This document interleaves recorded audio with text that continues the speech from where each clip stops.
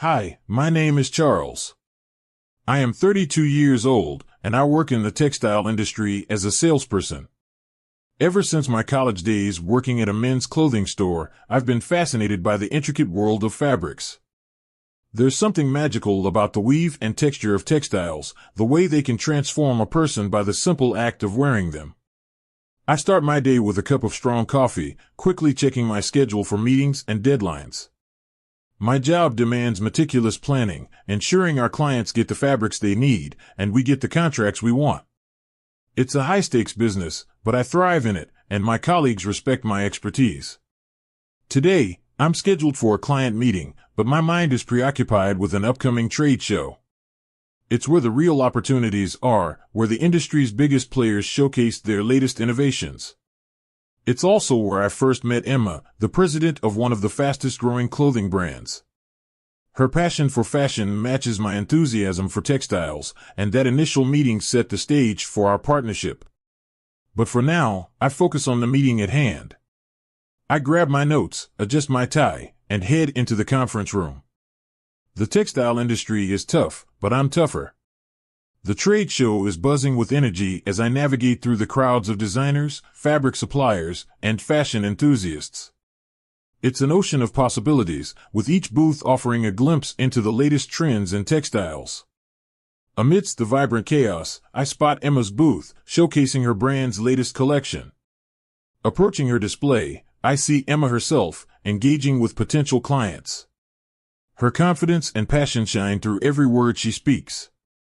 Her vision for her brand aligns perfectly with my expertise in textiles, so I introduce myself and explain how my company's fabrics can elevate her designs to new heights. She listens intently, nodding in agreement as I outline my ideas. Her enthusiasm mirrors mine, and soon we're deep in conversation, discussing fabrics, colors, and patterns. It's clear we share the same vision for the future of fashion. By the end of our discussion, we've agreed to collaborate. I'm excited about this new partnership and the opportunities it could bring. As I leave the trade show, I'm filled with optimism. The next morning, I'm informed that I'll be mentoring Nancy, the president's daughter. She's new to the company, and management believes that her role in sales will be a great starting point. I remember how much I learned when I first started, and I'm ready to pass on my knowledge. But Nancy, unfortunately, isn't on the same page. From the first meeting, she makes it clear she doesn't need my help. I know what I'm doing, she insists, brushing aside my guidance with a dismissive wave. She's eager to jump into client meetings and pitch deals, but she has little understanding of the fundamentals. I try to help her understand the complexities of our business, emphasizing the importance of relationships and industry knowledge. She tunes me out, absorbed in her own ambitions, and rushes headfirst into tasks she's not prepared for. Despite my concerns, she manages to convince the management to let her take on a significant client meeting. I can't help but worry, but I'm still willing to step in and support her if things go sideways. As the meeting approaches, Nancy remains confident despite lacking experience. I suggest reviewing the client's history and needs, but she brushes off my advice. "I've got this, Charles," she says, heading into the meeting with a determined look. From the moment the meeting begins, it's clear she's out of her depth. She fumbles through the introduction, missing key points and mispronouncing the client's name. When the discussion turns to the technical aspects of the fabrics, she stumbles over the details, losing the client's interest.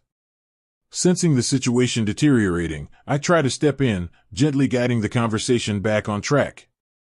But the damage is done. The client, unimpressed, walks away without renewing the contract, citing concerns about the company's competence. After the meeting, Nancy is furious. Instead of taking responsibility for the failed pitch, she turns on me, claiming I undermined her in front of the client. Despite my attempts to clarify the situation, she manages to convince management that I was the problem. I'm called into a meeting with the president and Jason, the department head. The atmosphere is tense, and I can sense that something is wrong. Nancy sits beside them, a scowl etched on her face. The president speaks first, his voice cold and measured. "Charles, we've reviewed the recent client meeting, and we're not pleased with how it was handled." We believe your involvement compromised the client's trust. I'm stunned. But sir, I was only trying to help, I respond, looking towards Jason for support. He avoids eye contact, staying silent. Nancy jumps in, her voice laced with indignation. You undermined me, Charles. How could I possibly succeed with you trying to sabotage my efforts?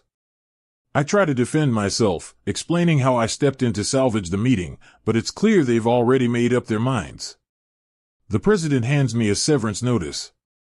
Your services are no longer required. I leave the office, feeling utterly betrayed. The company I've dedicated years to has turned its back on me, and Jason, who should have stood up for me, stayed silent. I'm at a low point, unsure of my next move, when I receive a call from Emma. She's heard about my dismissal and offers her sympathies. Charles, you have real talent, she tells me, and I could use someone like you on my team. Her words lift my spirits, and I immediately accept her offer. The following week, I step into Emma's office, grateful for the opportunity she's given me. The energy at her company is contagious, and I feel an overwhelming sense of relief and excitement. Emma trusts me with significant responsibilities from the start.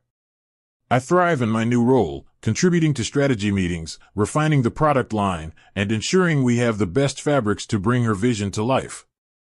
For the first time in a while, I feel valued and motivated. The team appreciates my input, and Emma's confidence in my abilities allows me to take on more challenges. I regain the joy I once had for the industry, now with a renewed sense of purpose and optimism. Months pass, and I hear whispers about my old company struggling. Without proper leadership, Nancy and Jason mismanage key projects, and their inability to navigate the complex textile market leads to multiple contract cancellations. Clients begin to lose faith in the company's ability to deliver. I learn from colleagues still working there that the president is furious, demanding answers for the string of failures. He regrets trusting his daughter and her head of department. With losses mounting and the company's reputation faltering, they are desperate for solutions. It isn't long before I'm approached with an offer to return. The president himself calls me, urging me to consider coming back to help stabilize the company. We need someone with your experience, Charles, he says, trying to persuade me. But the thought of returning to the company that cast me out so unfairly leaves a bitter taste in my mouth. I politely decline his offer, resolved to move forward with my career at Emma's company. A week after rejecting the president's offer, I receive a letter from Jason. In it, he expresses remorse for not standing up for me and for playing a role in my dismissal. I should have defended you, he writes. I'm sorry for betraying your trust. I can sense his desperation, the weight of guilt bearing down on him. He's clearly feeling the consequences of his actions as the company continues its downward spiral under his and Nancy's leadership. Nancy, too, attempts to reach out, but her message is devoid of any genuine apology. She simply pleads for me to return, insisting that only I can help restore the company's fortunes. But the arrogance that got her into trouble is still evident, making it clear she hasn't learned much from the situation. I remain resolute in my decision to move on. I have found a place where my contributions are valued and where I am not held back by misguided leadership. I wish Jason and Nancy well, hoping they can find their own way forward, but I won't be the one to fix their mistakes. My work at Emma's company is thriving. I've become an integral part of the team, and my input is respected and valued. Each day brings new challenges and opportunities, and I feel proud of my contributions to the brand's success. Emma continues to lead with passion and vision, and her faith in my abilities keeps me motivated. We've expanded our product lines, incorporating fabrics that elevate our brand's appeal, and I'm in the center of this creative process. It's fulfilling to see our work come to life, to watch our designs make their way to fashion shows and into stores. I'm grateful for this fresh start and the sense of purpose I've found here. The bitterness of the past has faded, replaced by the joy of working alongside talented individuals who share my passion for textiles. I've moved on from the betrayal that once weighed heavily on my heart. My journey has taught me to stay true to my values, no matter the challenges. And as I continue forward, I'm confident that my future holds many more rewarding chapters, both professionally and personally.